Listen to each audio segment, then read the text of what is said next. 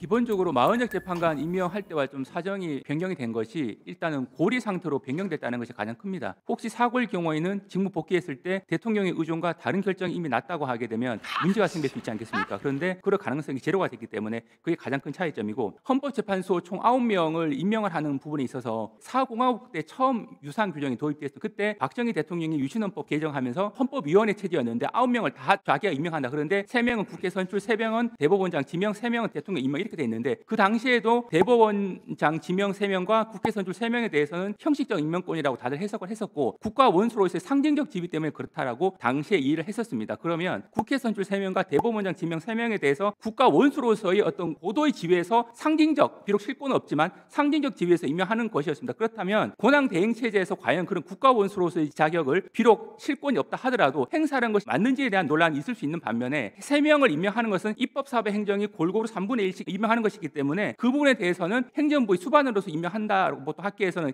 이해하고 있습니다. 그렇다면 국가 원수 자격을 대행하는 것이 아니고 행정부 수반 자격을 대행하는 입장이라면, 현재 한독수 권한 대행 입장에서는 3명에 대해서는 특별한 논란이 없이 임명할 수 있다라는 생각을 하셨을 것 같고, 고리라고 하는 상황 변경이 생긴 점. 두 번째는 그 3명은 행정부 수반으로서 임명하는 부분이기 때문에 마흔적 재판관 임명 부분하고는 좀 차이점이 있다라는 걸 아실 수 있을 것 같습니다. 장관 대행님 있잖아요. 오른팔 왼팔이 다른 사람 거예요.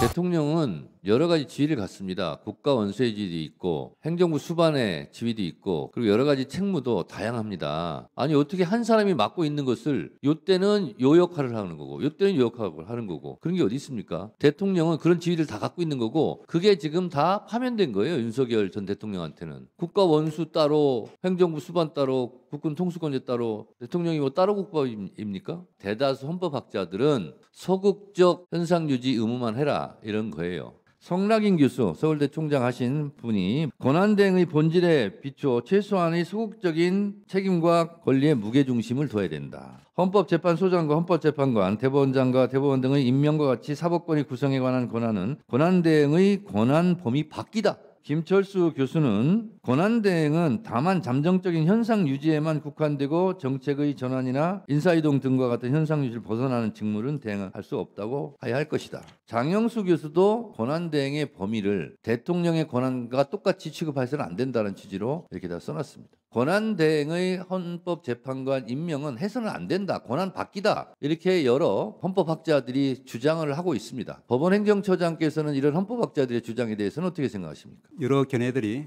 주장되고 있는 것을 알고 있습니다. 또한 평가도 여러 가지 평가가 이루어지고 있는 것을 알고 있고, 지금 이제 가처분 사건이 접수가 되었기 때문에 이번에 저희들이 이제 모두가 존중하고 승복하는 것처럼 헌재 결정을 통해서 바른 결정이 나오리라고 믿습니다.